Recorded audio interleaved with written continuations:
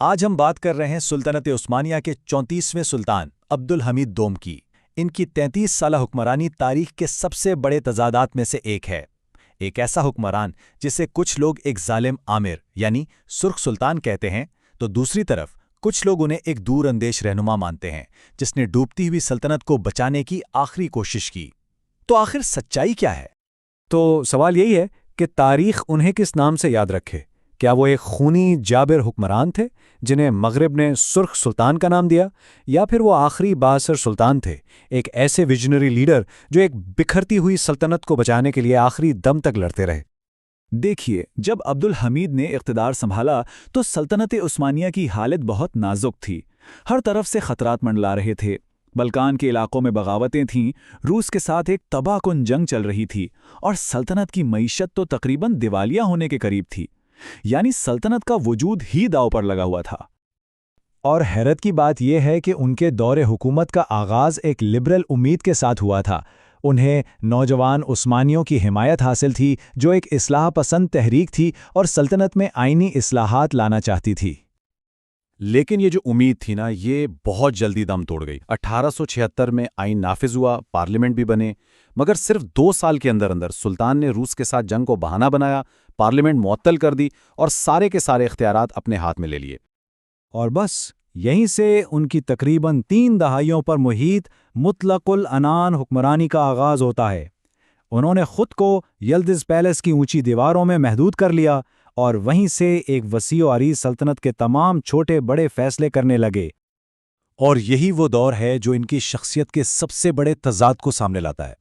ایک طرف تو وہ ایک آمر تھے جو کسی بھی قسم کی مخالفت کو فوراً کچل دیتے تھے، اور دوسری طرف وہ ایک ایسے مسلح تھے جو سلطنت کو جدید بنیادوں پر کھڑا کر رہے تھے۔ اپنے تخت کو بچانے کے خوف نے انہیں ایک جابر حکمران بنا دیا۔ انہوں نے ایک خفیہ پولیس فورس بنائی اور جاسوسوں کا ایک ایسا جال بچھایا جو ہر طرف پھیلا ہوا تھا۔ پریس پر سخت ترین سینسرشپ لگا دی اور جو بھی سیاسی مخالفین تھے انہیں ملک سے باہر نکال دیا۔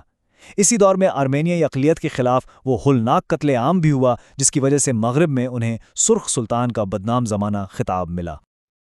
لیکن اسی آئینی گرفت کے ساتھ ساتھ انہوں نے سلطنت کو جدید بنانے کے لیے بڑے بڑے منصوبے شروع کیے۔ تعلیم کا نظام پھیلایا گیا، جگہ جگہ سکول کھولے، ٹیلی گراف کی لائنیں بچھائیں، اور حجاز ریلوے جیسے بڑے منصوبوں نے سلطنت کے دور دراز علاقوں کو مرکز سے جوڑ دیا، جس سے ریاست اور بھی مضبوط ہوئی۔ سلطنت کی سالمیت کے لیے ان کا عزم بہت پختہ تھا۔ ان کا یہ مشہور قول اسی جذبے کو ظاہر کرتا ہے، جس میں انہوں نے سلطنت کی زمین کا 1 انچ بھی دینے سے صاف انکار کر دیا تھا۔ ان کی شخصیت کی پیچیدگی یہیں ختم نہیں ہوتی۔ عوامی زندگی میں تو وہ ایک سخت گیر حکمران تھے، لیکن اپنی نجی زندگی میں وہ لکڑی کے کام کے ایک ماہر کاریگر تھے اور شرلاک ہومز کے جاسوسی ناولوں کے بہت بڑے شوقین بھی تھے۔ اور یہ تاریخ کی سب سے بڑی ستم ظریفیوں میں سے ایک ہے کہ جن جدیدیت کے اوزاروں کو انہوں نے خود بنایا تھا، وہی آخرکار ان کے زوال کا سبب بنے۔ ان کے خلاف جو سب سے بڑی تحریک اٹھی وہ نوجوان ترک کے نام سے جانی جاتی ہے، اور ستم ظریفی دیکھیں کہ اس تحریک میں شامل زیادہ تر فوجی افسر اور سرکاری ملازم کون تھے؟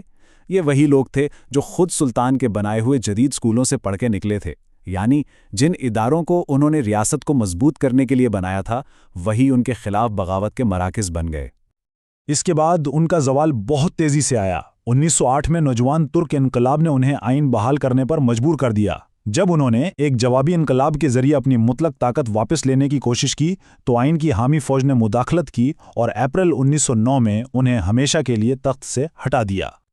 تو آخر میں ہم پھر وہیں آ جاتے ہیں، اسی بنیادی سوال پر، عبدالحمید دوم کی اصل میراث کیا ہے؟ یہ سلائیڈ ان کی شخصیت کے 2 بالکل مختلف چہروں کو دکھاتی ہے۔ ایک طرف ہے سرخ سلطان کا چہرہ، جس کی پہچان خفیہ پولیس، سینسرشپ اور قتل عام ہے، اور دوسری طرف ہے ایک جدیدیت پسند حکمراں جس نے ریلوے لائنیں بچھائیں، تعلیمی ادارے بنائے اور بیوروکریسی کو منظم کیا۔ سچ تو یہ ہے کہ یہ دونوں ہی چہرے ان کی شخصیت کا حصہ تھے۔ اور یہ بحث صرف تاریخ کی کتابوں تک ہی نہیں ہے۔